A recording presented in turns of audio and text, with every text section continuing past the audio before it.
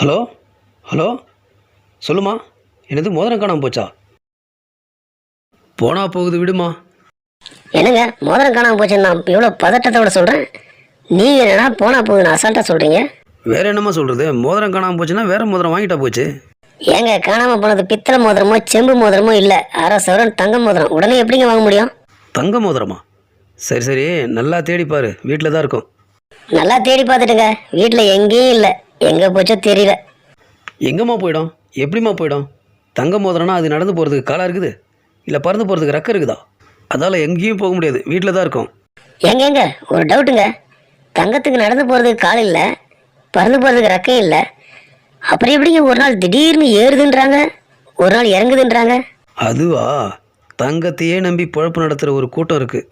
அந்த சர்க்கஸ் கூட்டத்துக்கிட்ட இந்த தங்கம் மாட்டிக்கிச்சு. அவங்க நினைக்கும் போதெல்லாம் தங்கத்தை திடீர்னு மேலே ஏற்றுவாங்க, திடீர்னு இறக்குவாங்க.